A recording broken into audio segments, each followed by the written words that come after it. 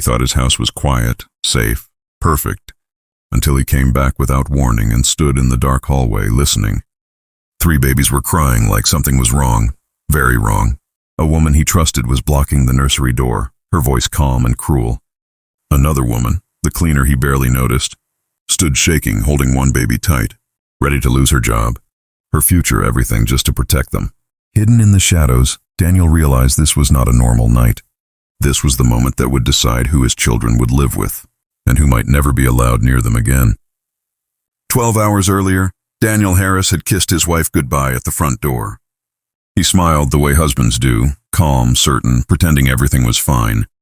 He rolled his suitcase to the car, waved once more, and drove away like a man leaving for a short work trip. Anyone watching would believe he was gone, but Daniel did not go far. He drove around the block, parked where no one could see, and waited. For months, something had felt wrong in his home. Not loud wrong, not obvious. Quiet wrong, the kind that hides behind clean rooms and polite smiles. His triplets were healthy, fed, dressed well. His wife Madeline looked perfect in photos, always smiling online. But when Daniel came home late, the babies cried longer than they should. Sometimes they went quiet too fast, not calm, just empty. And the cleaner, Rosa Miller, always seemed nearby. She cleaned floors, washed clothes, spoke very little. Daniel barely noticed her at first. But small things stayed in his mind. The way the babies calmed when she entered. The way she hummed near the nursery. The way she stayed longer without asking for pay. That night, Daniel unlocked a hidden side door and stepped back into his own house. The lights were low. Everything looked normal. That scared him more than if it looked broken. Before dawn, he installed small cameras, just enough to see, just enough to know. He told himself it was only to ease his mind. Now, hours later, he stood frozen outside the nursery. The crying was sharp and uneven. Inside, Rosa held one baby close while the other 2 cried in their cribs. Blocking the doorway stood Madeline, calm, confident, powerful. Rosa's hands shook, but she refused to move. Daniel knew then this was why he came back. Madeline spoke softly, but her words cut deep. She reminded Rosa she was only staff. She warned her about consequences. She said no one would believe a cleaner over a wife. Rosa's voice trembled as she answered. She said the babies were not safe. She said someone had to stay. Tears filled her eyes, but her feet stayed planted. Daniel pressed his back against the wall, his chest tight. He wanted proof. He wanted certainty, but every second felt wrong. The babies cried harder. Madeline looked bored, sure she would win. Rosa whispered something that broke him. She said she would rather lose everything than leave the babies alone. Then the floor creaked. Madeline turned first, surprise flashing across her face before she masked it. Rosa looked toward the doorway, fear and hope mixed together. Daniel stepped forward. Silence was no longer safe. The nursery felt smaller as he entered. The crying slowed, not because things were better, but because something had changed. Madeline smiled, the same smile she used in public. "You are home early," she said. Daniel did not answer. He looked at the babies' red faces. He looked at Rosa, holding one tightly. Madeline explained calmly that Rosa had crossed a line. Rosa shook her head. She stayed because they needed someone. "They cry all the time," Madeline said. "That is normal." "They have been crying for a long time," Daniel replied. He stepped closer, standing beside Rosa. "I heard you," he said. "All of it." Madeline's smile faded.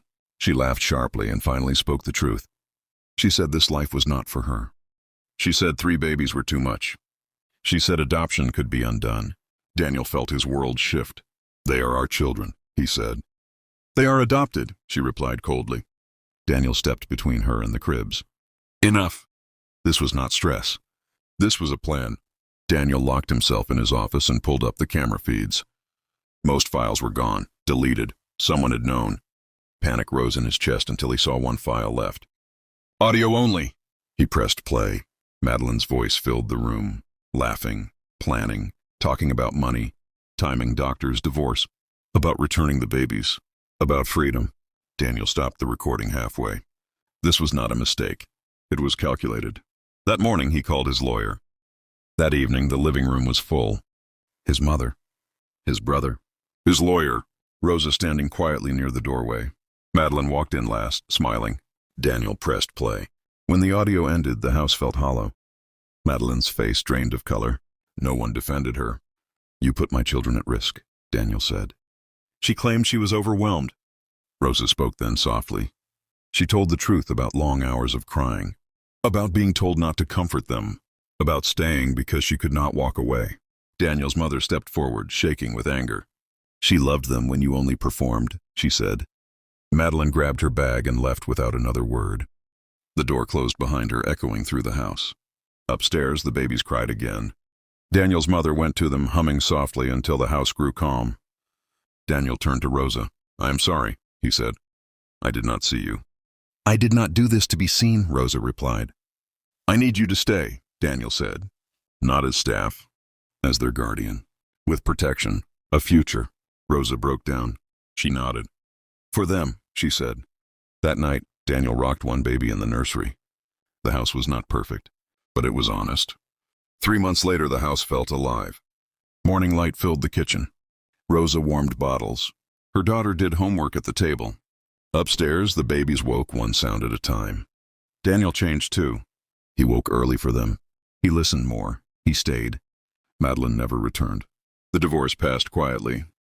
Daniel felt relief, not victory. One evening, he saw Rosa holding an old photo, whispering promises that the children were safe, loved, growing. "Do you regret staying?" Daniel asked. "Family is who stays when everything falls apart," she replied. Daniel understood. His life was no longer perfect. It was real, and that was better. Dear viewers, this story is not just about wealth or power. It is about quiet moments that reveal who we truly are. It is about the people we overlook, the ones who protect others even when it costs them everything.